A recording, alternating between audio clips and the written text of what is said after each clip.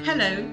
We all desire financial freedom and to have the best things in life, just like other rich people do. But how do you break out of poverty, especially if you were not born with a silver spoon? Or do you find yourself in an environment or a country where the odds are already working against you? What do you do? Who is to blame for your current financial predicament? Who is responsible for that? And how can you attain millionaire status if ever you can achieve it? Today's discussion is going to be very interesting. Don't go anywhere.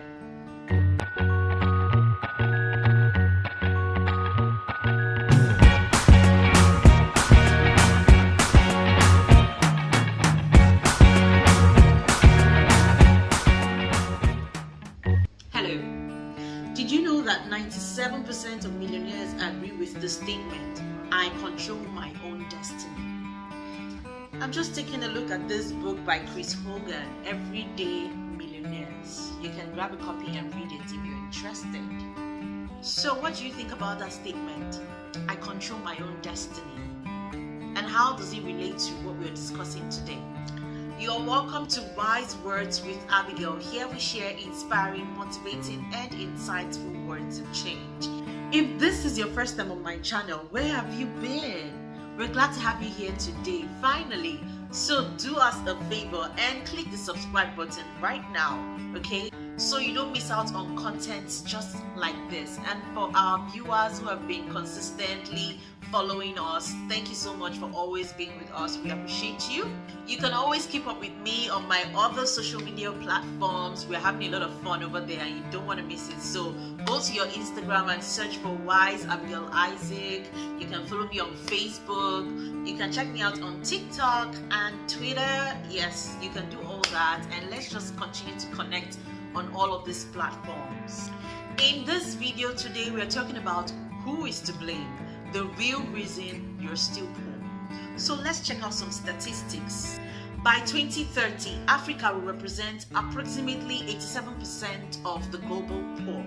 The most significant challenges of reducing poverty are found in just two countries, Nigeria and the Democratic Republic of Congo, DRC. That's according to an article by Brookings. And according to Forbes.com, the richest man in Africa currently is Aliko Dangote, a Nigerian.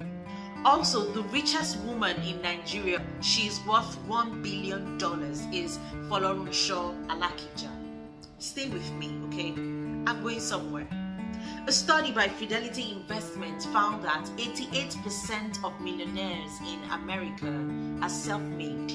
That means they did not inherit their wealth or they were not born with a silver spoon.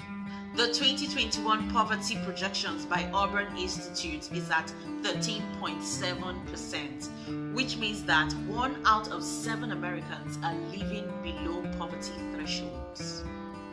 What's the point we're trying to make from all these statistics and facts?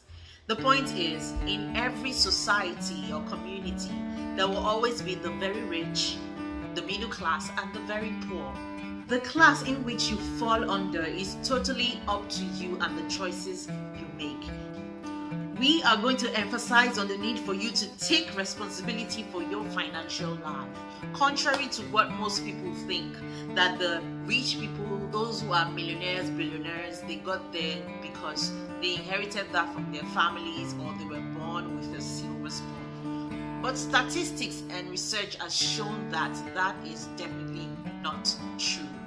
Most of them were born into poor or middle class backgrounds and they decided that they wanted something better for their life. So they took responsibility to making that happen.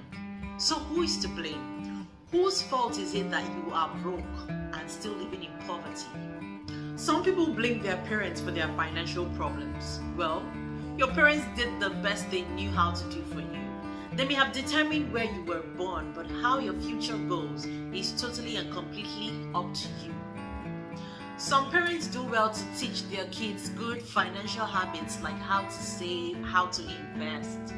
But if yours didn't teach you, so what? You can decide to learn. Be the one person to break the line of poverty in your family and decide that you will pass it on to your children so that through you, wealth can be passed down from generation to generation. Some other people blame the communities they grew up in or the government in their country. It is true that some communities are bad, corrupt, and very poor. But someone like Wizkid, the Nigerian musician, still managed to succeed even though he didn't come from a rich background. If you're waiting for government to solve all your problems, then you will have to be on a very long queue, my friend. Some other people blame the fact that they didn't go to school or have a good degree. These kind of people are those who think that, oh, you can't be rich or successful if you're not working a blue-collar job. Some young people even feel that certain careers are just too low for them and their ego. Like, how do you expect me to be a cobbler making shoes or a tailor sewing clothes? Hello, have you heard about Gucci or Prada or other fashionable labels? How do you think they started? In Nigeria, where I grew up, I noticed that there are certain businesses and jobs that are left for certain kind of people. For example, the northern Nigerians that sell fruits, on the streets, they make so much money. Now imagine a graduate or someone, who is more exposed and educated, take that business idea, repackage it, redefine it, and put it out there for people to see. Trust me, that business is going to do very well because every day people buy fruits, and once you are able to package your product in a different way, make it look unique, it might not be a totally different or new product, but your packaging can give you a step up in the market. So sometimes you might be looking for something that suits your ego and your pride, but really what you should do is get down from your high heels, darling, and get to work. Because if you really want to break out of poverty, there is no reason for you to be ashamed. The truth is, when we see people living the life that we desire, driving cars that we only dream of having, we like to say it's only because they are lucky. They were born with a silver spoon, or they're just lavishing money that they did not work for. Why do we do that? Because we don't want to look in the mirror and call ourselves out that we're not doing what we should.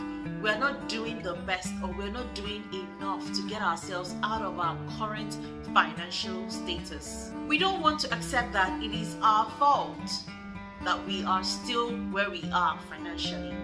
Why is it easy for you to take the responsibility or take the glory when you succeed or do something good, but when you fail or do something wrong, you are quick to point the finger and say, it's not my fault, oh, I'm not responsible? Until you take responsibility for your financial life, then you're not ready to break out of poverty or out of financial limitations. So my dear, you have to be ready to do the work that it requires to get rich. Well, in case you do not know, I am taking responsibility for my financial situation, and I am determined and made up my mind that I will break out of poverty and get to millionaire status. I'm here to move emotion for those who care to join me to take responsibility for their financial life and move to the millionaire status with me. Yeah, it is happening for real. Take a pledge with me today to do all you can legitimately within your power and capacity to build wealth. It's not going to be easy, but if we go on this journey together, I'm sure we will get there. I'm not about preaching 10 easy ways to get rich quick, because I feel like building long-lasting wealth that transits from generation to generations does not come by get rich quick schemes. It comes from, first of all, building your capacity as an individual, and then making smart money choices that would help you and help generations after you. If you're making this pledge with me and you are excited as much as I am, just leave a comment below and say, I pledge to take responsibility for my financial life. So where do we start? How do we start this journey? We're together, we're in this together, remember? The first thing we need to do is to increase our source of income, to multiply our source of income. If you currently have one or no source of income, what you should be thinking about is, what can I do to start earning money? How can I multiply my streams of income? It is very achievable, and that is just what we'll be discussing in our next video. You so do not want to miss that video, so make sure you turn on the notification button so you are the first to know once we upload that video next week. Remember that you control your own destiny. If you just took that pledge with me, congratulations, I'm so proud of you. Nothing can stop you now. This is just the beginning. We have come to the end of this video, and I hope you found it very helpful, very valuable. Feel free to share this video with your friends and your loved ones. Do join us next time when we'll be talking about how you can earn money and multiply your streams of income. Have a lovely day. Bye-bye.